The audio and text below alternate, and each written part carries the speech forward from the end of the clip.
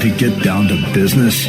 Join seasoned entrepreneur, community leader, and Army veteran Scott Shalom Klein, who will take you behind the scenes with those who work in America's small business scene and speak with leaders making an impact, creating jobs, and telling their story in entrepreneurship. So let's get down to business. On AM 560, The Answer, here's your host, Shalom Klein. And indeed, we're all about small business, jobs, and entrepreneurship and business. We are all about small business here, and I'm excited to kick off today's program with an exceptional guest who turns numbers into a roadmap for success.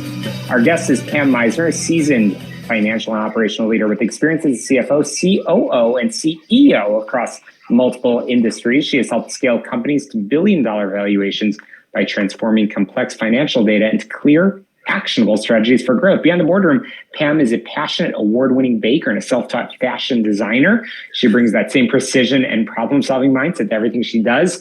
I'm excited to welcome Pam Meissner to the program. Thanks for joining us. Oh, my pleasure. Absolutely. Pam, let's really jump right in. What are some of the most common silent killers of business growth, and how can leaders spot them early? Sure. Cash flow. Cash flow struggles are what drives most businesses to go out of existence. I think suffering in silence is the other one. I just see people trying to reinvent the wheel again and again and again, and you don't have to. Yeah, indeed. No, that's a great way to kick this off. So bottom line, what kind of financial structure and support does a company need to scale sustainably, not just quickly? To scale sustainably, I think you need good forecasting tools to really analyze what are you going to need to make the impact that you want to have. And so even if it's simple models, any model that can forecast and that you can hold yourself accountable to is very valuable as you scale. Absolutely. I'm chatting with Pam Meissner, and one of the things that I mentioned in your show intro is that you've been in many different roles. You've been a chief financial officer, a chief operating officer, and a chief executive officer. And you mentioned about cash flow already. So bottom line, how can the entrepreneurs that are tuning into this program that are absolutely vigorously nodding their heads about cash flow, how can the business owners that are tuning in build more accurate, reliable forecasts? And what mindset shift does that require? That's a great question. I think, just a simple model that forecasts the cash in, cash out. And if you can look at that out 6, 12 weeks and prove that you trust the model by comparing it to actuals, I think you'll develop a tool that really works for you, and it helps you anticipate issues 6, 12 weeks out today rather than, when they're an emergency. The time to get a line of credit is when you don't need it, kind of like insurance. And anticipating the issues is really super helpful. We also use a circuit breaker technique. So we develop circuit breakers for clients of what it looks like when it's bad, worse, and awful. But we also do it when you hit those triggers, then you already, when you have a clear mind, put out what you will do. So you don't have all that emotion. Similarly, we say, good, great, or off the charts on the way up, because, more money, more problems. And so too fast a growth is as much of a problem as not enough. Indeed. Pam, I want to give our listeners a little bit of a glimpse behind the microphone. I know that you've spent your career guiding companies through periods of, frankly, some pretty fast growth. How did you get into this line of work? I mean, how did you develop your passion for business? And what's the single biggest mistake that you've seen business leaders make when they are in that growth phase? Oh, another great question. I think I got into it because I didn't say no. I have a really high appetite for risk. I'm very comfortable in that space. And so, I went abroad right after the wall came down. I went to Russia. We moved on to Japan. I trusted my gut. And I think that's what most entrepreneurs do, is they trust their gut. And I think if things are waking them up in the middle of the night and bothering them, then they should really listen to that and get help and address those things. I couldn't agree with you more, Pam. Absolutely. And I know we talked a little bit about your bio, which we mentioned that you bring a problem-solving mindset to everything you do, whether it's advising executives or perfecting the art of a perfect cake. Pam, how do your passions outside of the boardroom influence your approach to business strategy?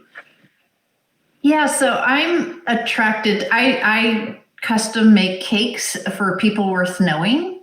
And I'm in search of business owners that are worth working with, because, you know, if I can fall in love with their dream, I can help them realize it. And so in everything, I'm looking for something that looks beautiful on the outside, but tastes the underlying bits of it are just amazing. Does that make sense? It does. It does. And yeah, I think that it's connecting all of the different aspects of your life, which is kind of pretty cool. I want to go back a little bit to some of the financial pieces, because one of the things that I've seen a lot of companies make is where they focus so much on certain financial metrics, but sometimes separate out the culture of the organization. I know you've talked about this before. Why is it important to connect the financial metrics to team incentives and the culture within the organization? Yeah, culture eats strategy for lunch, right? We've all heard that. And what I see, if you want to think about things that entrepreneurs make, mistakes they make, is that they keep people around who don't align with their culture. We have a tool that helps them identify who their stars are, but also the people who are holding them hostage. And usually they're in sales and they think that they can't afford to lose them. But I'll tell you, when they create a plan and execute that plan to get rid of those toxic people, it's game changing. They get more loyalty from the rest of the team. And honestly, the rest of the team rises to the occasion and fills the gap. Sure, you have a short-term loss, but you make up for it exponentially if you get your culture right and you hire, fire, and hold people accountable to that. Pam, any examples that you could share of a company that's done this well and what the positive outcome was? Absolutely. We had a guy who had a family business, and he had a brother and a cousin in, and they were both undermining his authority. And he wanted to take this third generation business to the next level. And it took him a long time to realize he couldn't do it with these people. And so he had to fire family, and that's hard. But once he did, oh my goodness, his trajectory was so much fun to watch. He just continues to grow and double year after year after year. But he made those tough decisions because he knew that they were creating a just negative distraction. Yeah.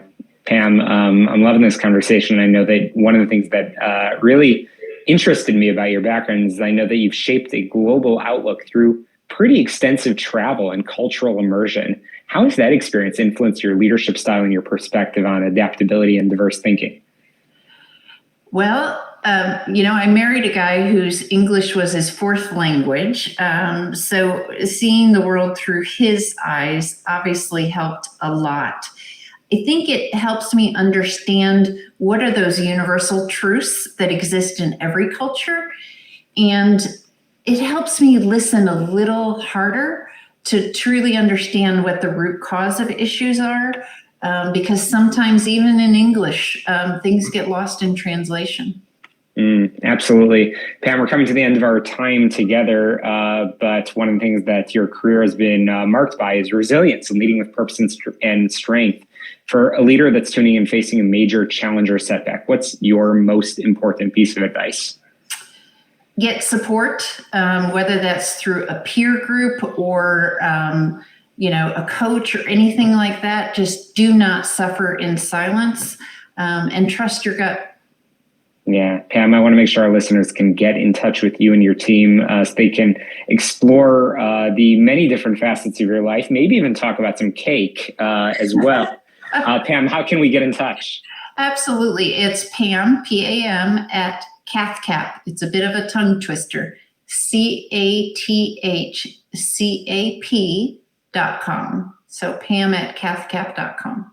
Fantastic. Well, really appreciate your time, Pam Meissner. Please come back and share more of your advice. It's extremely valuable, and we are so grateful that you're sharing it with our Get Down to Business audience. We're going to squeeze in a quick break here on the show, all about small business jobs and entrepreneurship. We've got a lot more in store for us this week. Be sure to check out our sponsors, Tom Marabali, our guru for all things health insurance. He can be reached at healthplanchicago.com, healthplanchicago.com. You can always get on my website, syklein.com, syklein.com, or check out our podcast on your favorite app. Just search for Get Down to Business. But friends, make sure you subscribe, rate, review, and share so you don't miss a single episode.